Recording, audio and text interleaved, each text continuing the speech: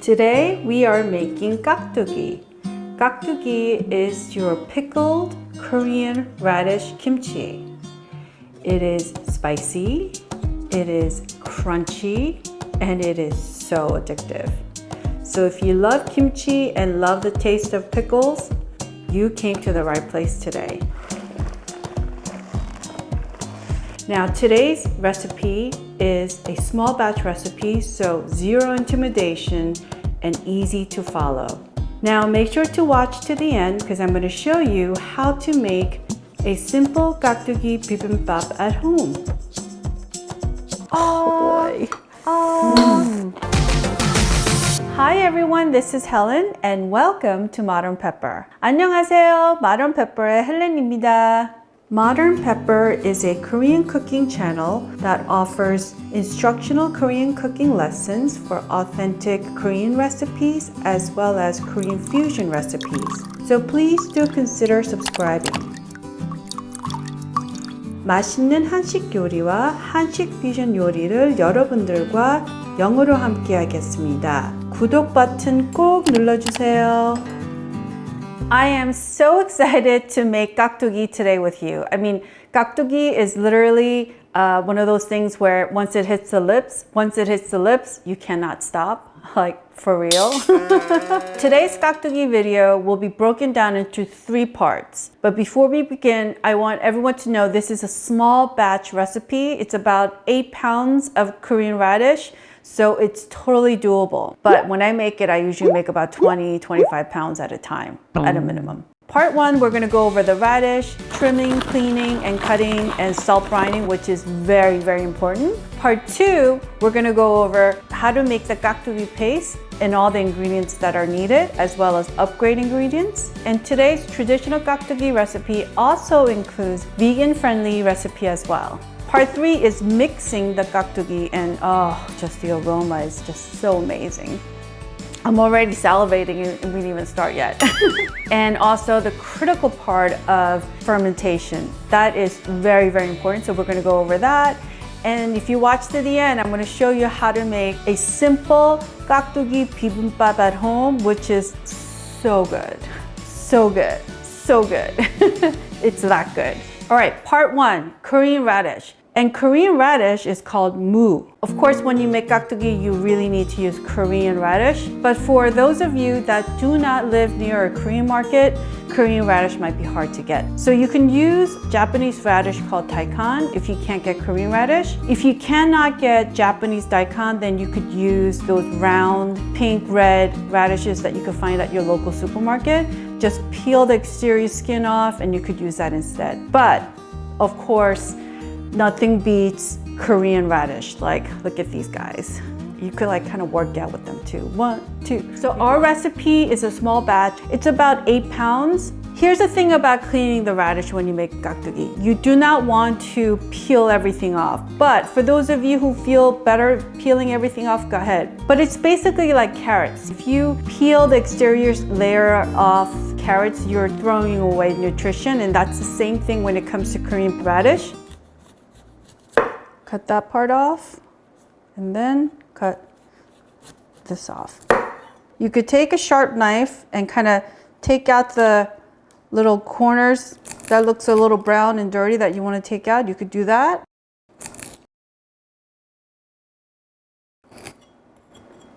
And then the end. So it looks pretty clean now. This has a lot of nutrition. So if you can, keep the exterior layer on. And here's a tip I want to share with you.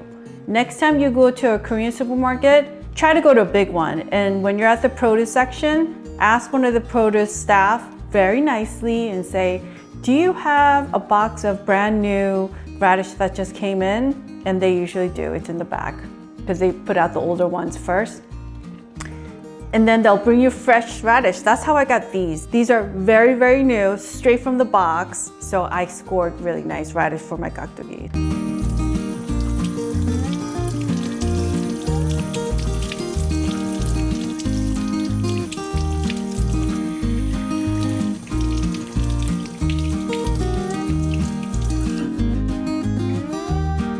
When it comes to cutting your radish for your kkakdugi, you could cut it any way you want, I mean, honestly. But what I like to do is I like to cut them very big so that it would take at least 2 bites to finish your piece of kkakdugi. And that big size kkakdugi is how they make it at Cheolleongtang restaurants. But I'm going to share with you 2 ways of cutting your kkakdugi.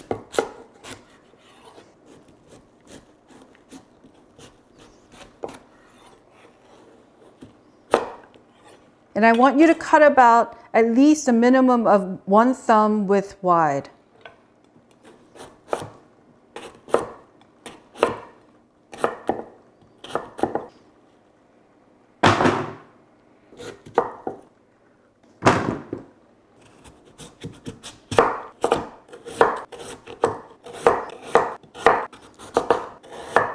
And this is another way to cut. So you want to cut a little sliver or section off right here, like that, so that your radish doesn't wobble. So now it's stable. Again, 1 thumb wide. 1, 2. And make them this big. Korean radish is also so good as is.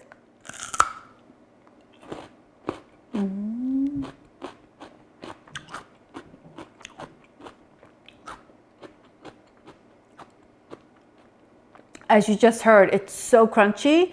And what makes Korean radish so different from Japanese radish is that Korean radish it tastes more watery.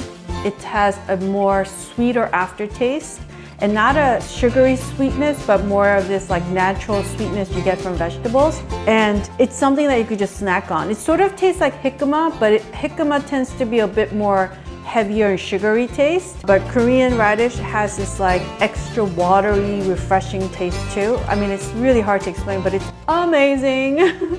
So you could just snack on this. Really good diet food. So here's one thing that you really need. So when it comes to making kimchi or kkakdugi or anything like that, you need a big bowl. This is your workspace. So I would invest in one. I highly recommend investing in a kimchi container because it would do wonders. One, it's not gonna overpower and stink up your refrigerator when it's fermenting in there. And 2, kimchi containers are made to be airtight so that it keeps all the moisture and the seasonings and the flavors all within, as opposed to like fumigating your entire house.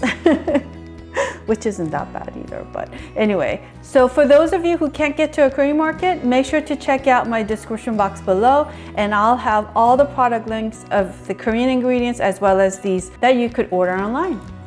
All right, we need brining salt. You have to use coarse salt. In Korean, we call that 굵은 소금, and it's a must, especially when you're making kimchi. So we need about half a cup.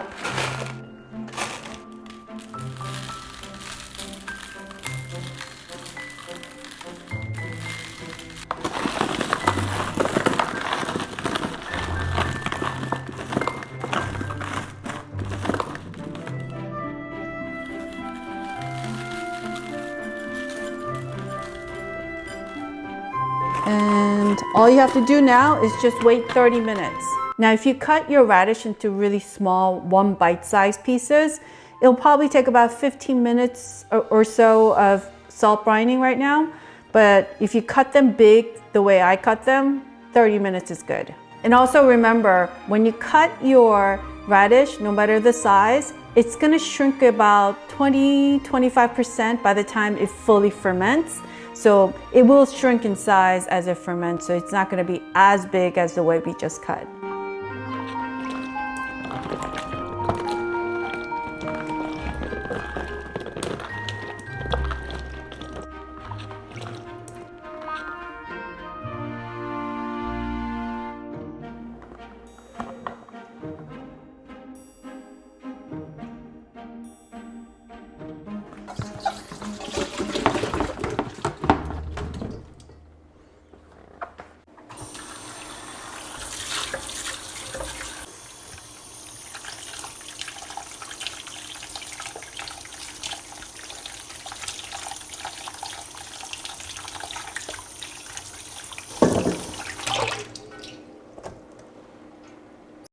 So now you have to taste it.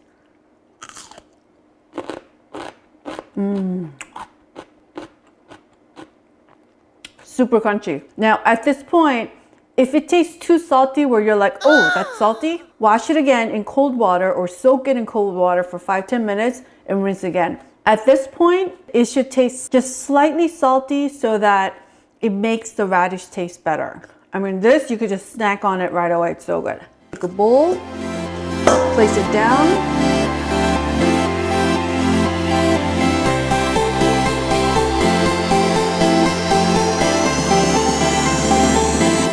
Share another tip with you. So after you salt it and wash it, I want you to see the texture difference. And you can see how the edge of the fresh cut is very sharp and defined.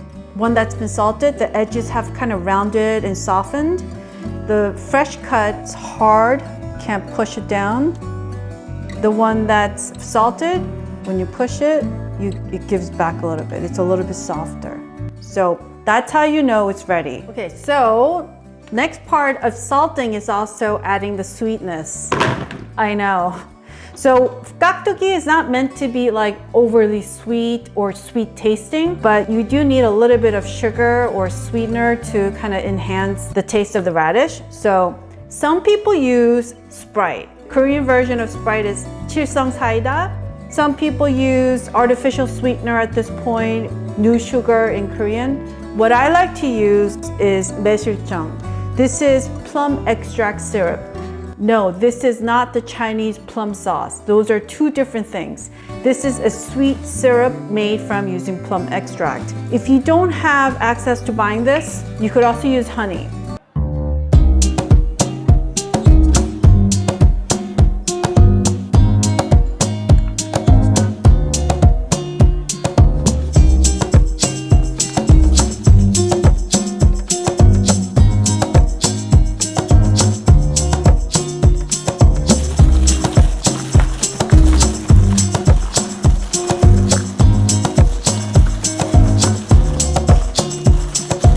So we're adding the 고춧가루 now so that it blends in and it releases the red color to our radish. And we're gonna set this to the side while we get the rest of the ingredients ready.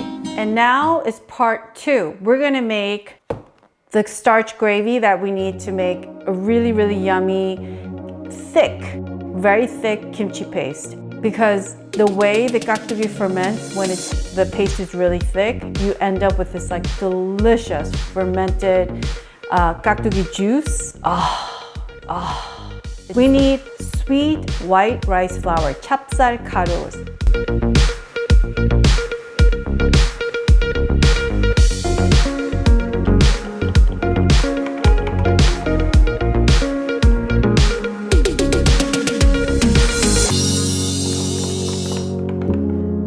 Look at that. You want it thick so that there's a clean line, like so.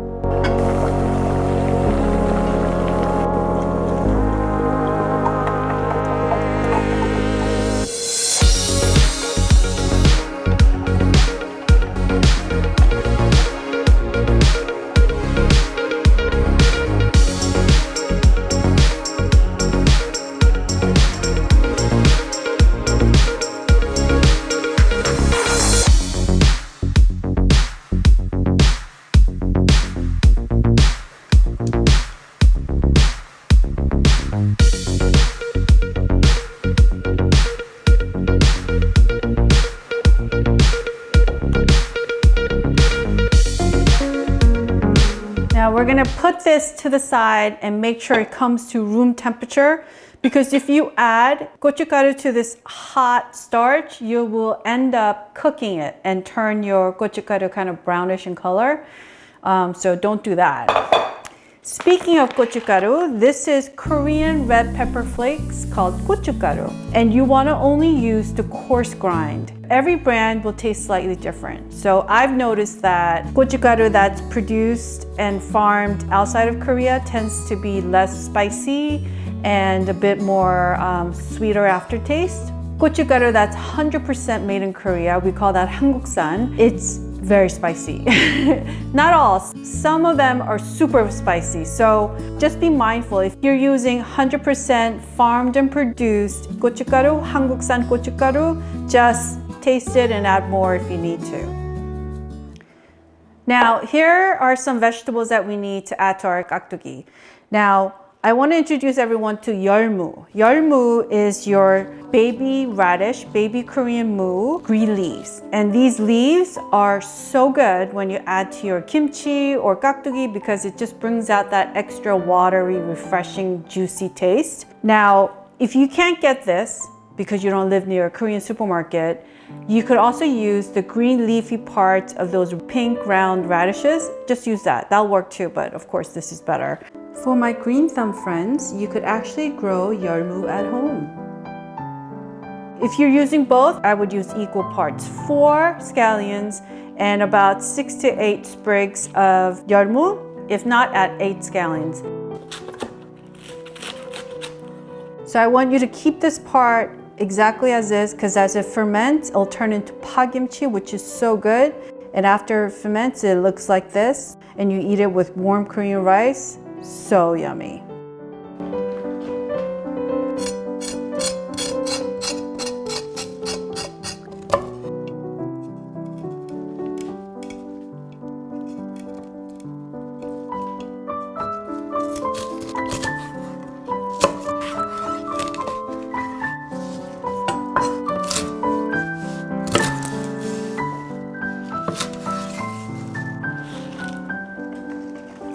And you also need Korean pear called pear. If you cannot get Korean pear, not to worry, just use any sweet pear and that'll work just as fine. There's 2 ingredients that are a must when you make kkakdugi in my opinion. One is the fish sauce.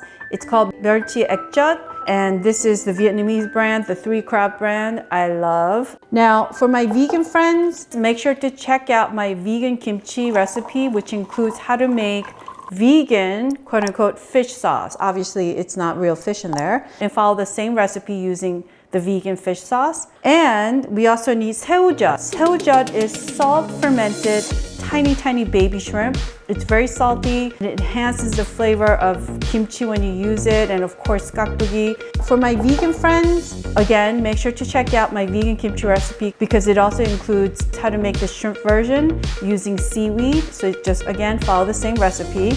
Now, for those of you that do not live near a Korean supermarket that sells 새우젓, you can make this at home. Yeah, it's super easy to make. The recipe for the homemade salt-fermented shrimp will be on today's blog, so make sure to check out the recipe link that you see right here. This is my secret recipe. I like to add a little bit of beef bone broth to my kimchi paste. It's called 사골육수. You could make this at home, of course, and I'll do a recipe on that eventually, or you could just buy it. Korean supermarkets, again, will have them. I will also have the link in the description box if you want to just order this online.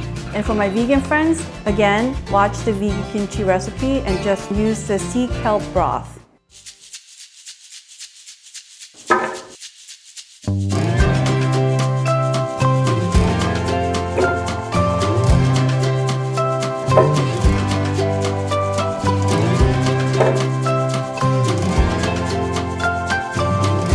For those of you that want to learn how to take apart fresh squid, make sure to check out my Instagram post and I'll have that link below. You know, it's pretty fun to take it apart.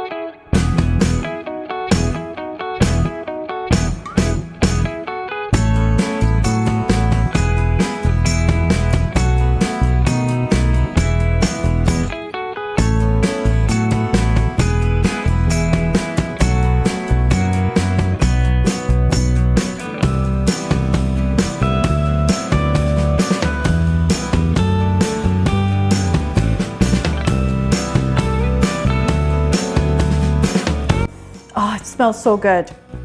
Okay, so we're gonna have a taste.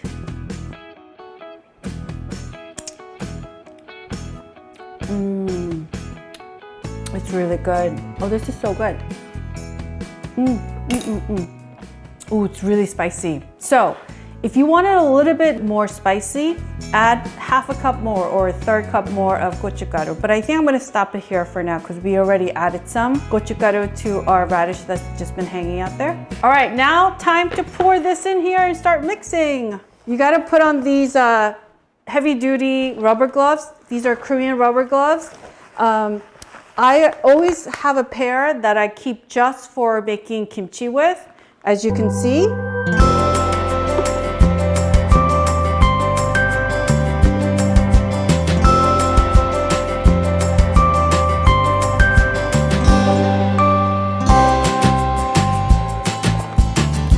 Go around in circle motion and just be gentle with it.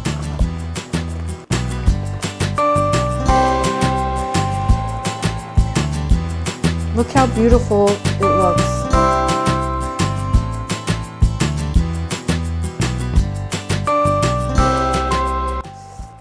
You have to taste it, right? Okay, now when you taste it, just pick it up and taste it. You don't need to use a fork or chopsticks, and if you do, it would be kind of like eating pizza with a knife and a fork. And if you happen to be around someone that you like, that you're not mad at, then you go, ah, and then you feed them like that. But no one's here, so I'll just have to feed myself.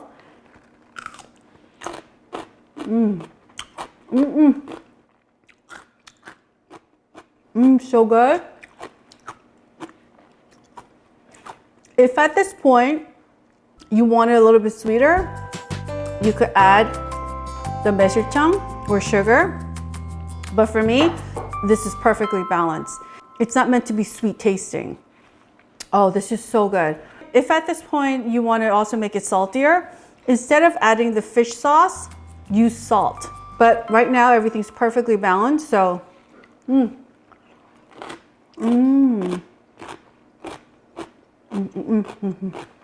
so yummy. Okay, now we have our container. We're just gonna put the baby in here.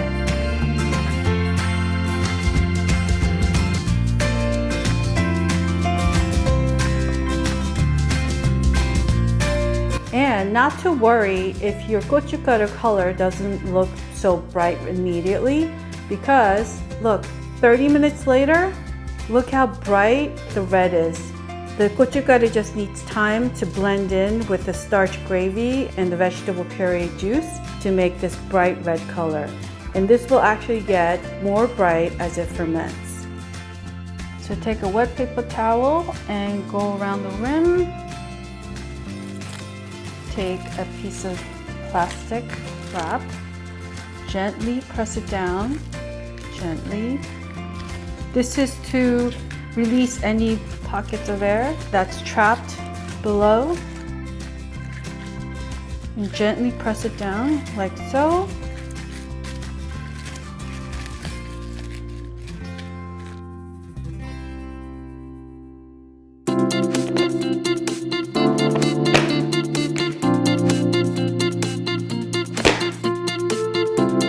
Make sure to rest your kkakdugi on your kitchen counter for 2 whole days. If you happen to make this during the summer months where it's really warm, cut that in half, and then it goes in the refrigerator, and that's where it slowly continues fermenting. When you ferment your kimchi or kkakdugi, it really is very, very uniquely personal to each individual. Some people love it right now, where this is so fresh tasting, and there's that rawness of the garlic and all the peppery taste of the gochugaru. I mean, this is when some people love it the most. Some people like it 3 days later, a week later, 2 weeks later.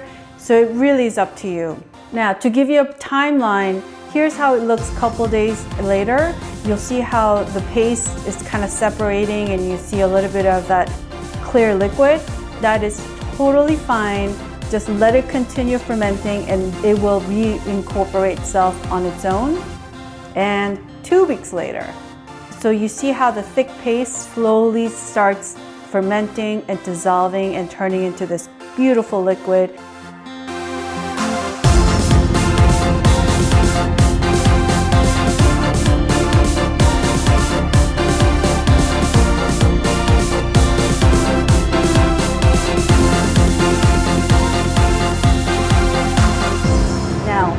one that I made that's about almost 2 months old.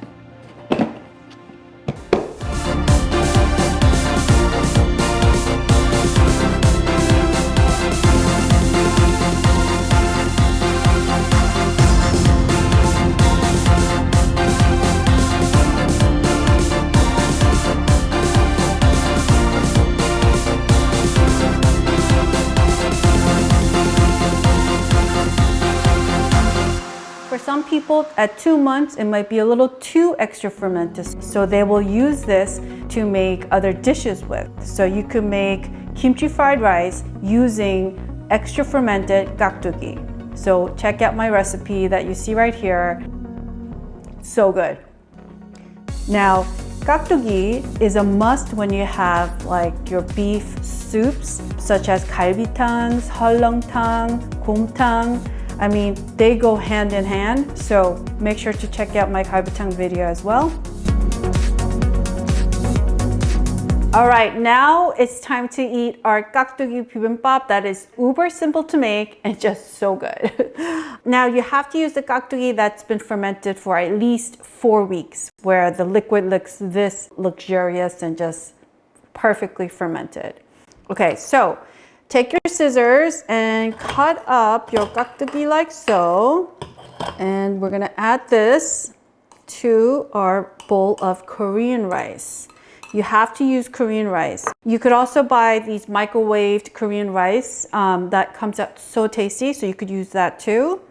And then we need a good big tablespoon or so, or less if you like it less spicy, but I'm gonna add a tablespoon of this. And we're gonna just take, 2-3 little squares of kim, that's toasted seaweed or roasted seaweed, and just tear it up and sprinkle it on top.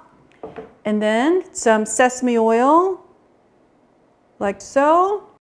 Oh boy, it smells so good. It smells so good. Here we go. It's not even hot, but I was just blowing on it for, I don't know why.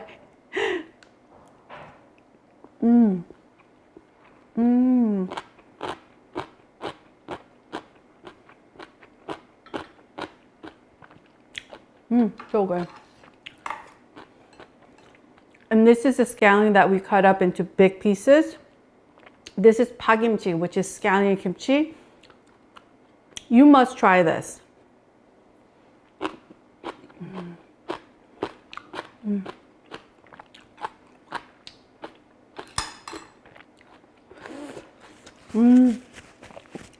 It's a little spicy, but I love it.